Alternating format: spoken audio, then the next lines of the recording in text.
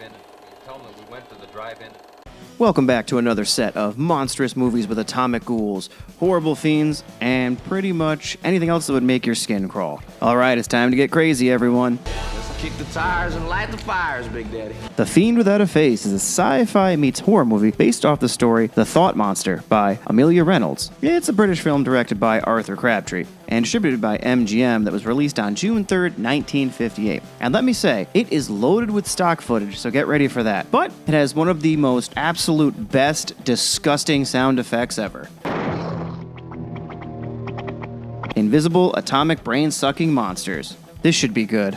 We open with a single guard on duty outside of an Air Force base in Canada. Yeah, I got real in-depth with detail on that last one. Guy goes to take a smoke break, and then this happens.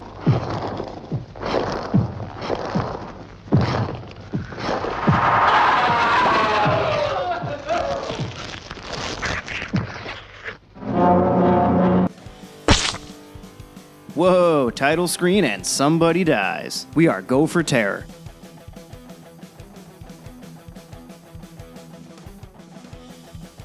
This is our lead man, Marshall Thompson as Major Cummings. And this is his second in command, Captain Chester, played by Terry Kilburn.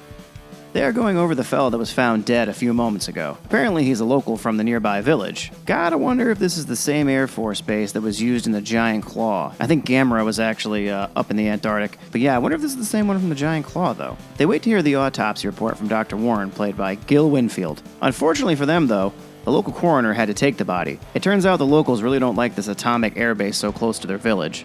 Cummings gets summoned to a meeting with... Whoa, hold on, off topic. I googled her while I was doing research for this movie, and yeah. Moving on. This is Barbara Gazelle, played by Kim Parker, and the mayor of the local village is played by James Dryforth. Barb is actually the brother of the guy who died. The colonel is played by Stanley Maxt. They searched the body of the guy that died, and apparently he had a notebook full of information on the base. They claimed he was just keeping notes of how the planes were flying over and how they were upsetting the livestock. Cows weren't producing milk, and pigs weren't hamming. At the end of the meeting, Cummings says, "Sorry, Mayor, you can walk, but I'll drive Barb home."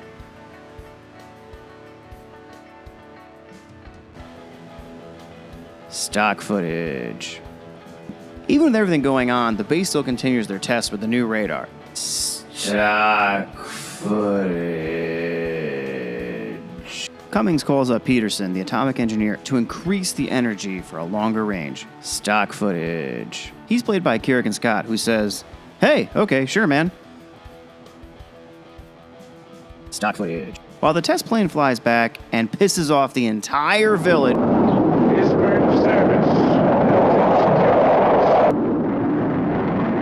Another person hears that beat sound and...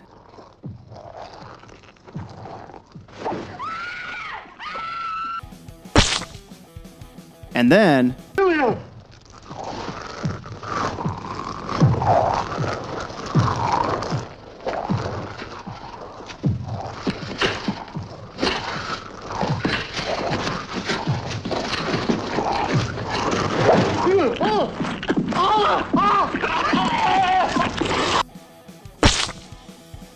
Stock footage. This time, the Air Force is able to get a hold of the bodies, and they do an autopsy. Turns out their brains and spinal cords were sucked out. Oh my God. The colonel tells Cummings to go down to the village and check with the people. He's got a pretty good rep with them. But where does he go? Not to the village.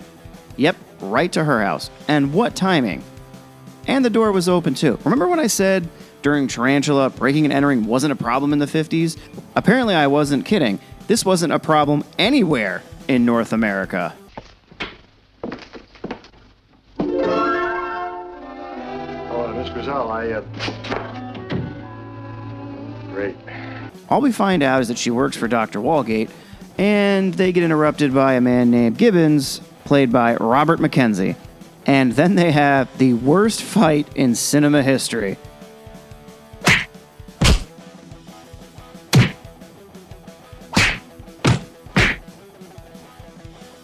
Cummings decides to do a little research on this Dr. Walgate. He goes out and gets all of his books.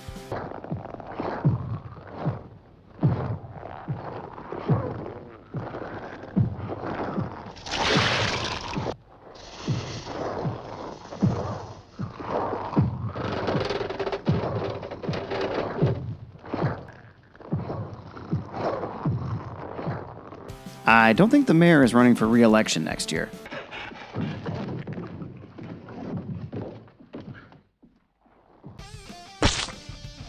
After the mayor is found dead, Gibbons gets a posse together and they go out in the woods to try to find out who or whatever is killing everyone.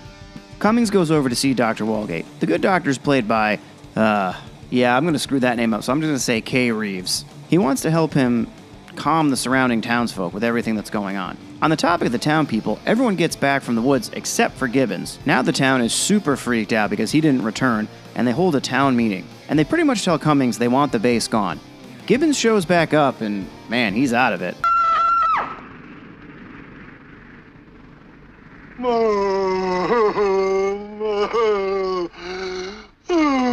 Cummings thinks that Walgate is somehow involved in all this. It turns out he has some experience with atomic energy. Walgate says to stop whatever is killing everyone, they need to stop the atomic testing.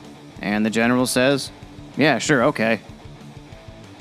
The good professor comes clean with everything that's going on. He was experimenting with telepathy and somehow created whatever is killing everyone. He pushed himself too hard and somehow created these monsters with his own mind. More stock footage. To stop them. They were now drawing power from the atomic station. Its intelligence had expanded, now knew how to make its escape, and then followed these horrible deaths in Gibbons' madness. At first, no one believes him, but then the fiends attack his house.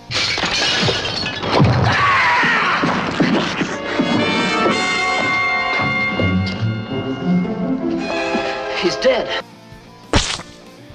Oh, which reminds me, these little creatures somehow increased the atomic energy at the base, and that's how they're able to be seen now. More of the atomic energy makes them visible. And they also attack the base, and they get Peterson.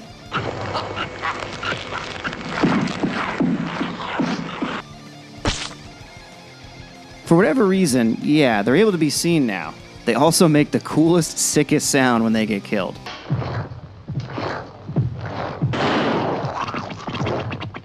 Well, anyway, they're mortal. They get inside and they kill this guy.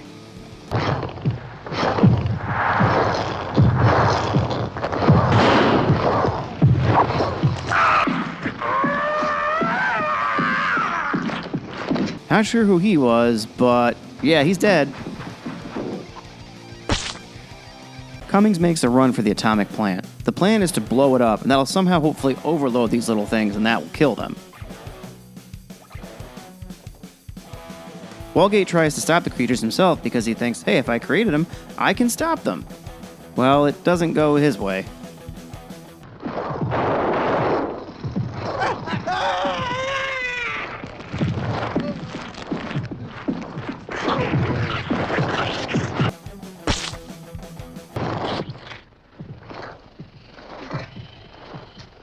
That was a brave man. Cummings makes it to the base with some dynamite, just in time as the fiends break into the house with the others. This shootout scene is actually the best part. There they go over there! Get him! Come on! Die, motherfucker! Come on! Come on, you bastard! Come on, you too! Oh, you want some of that? Fuck you!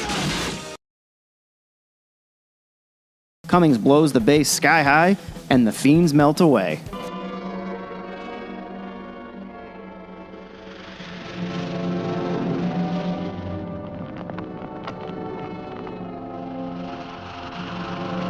But what everybody really wants to know is, did Cummings survive the explosion? He comes back, gets the girl, and that's the end. My question is, though, and this might be a little extreme for this channel, but do you think they go upstairs and do it in the dead doctor's house? This movie has a simple plot, but it works really well. Something is killing the townsfolk, and the military is getting blamed because you always blame the military because they're so suspicious, because we have no idea what the monster is. The tension in this movie builds up right from the beginning, and it's done very well. Monster design is, it looks kind of simple, but honestly, it works. I think it's really creepy. The little tentacles on top, and it's dragging its spinal cord. Ugh. And it makes the coolest sounds, when it's invisible, and then when they kill it. It really creeps me out, kind of like the sound of the green gargantua walking in War of the Gargantuas.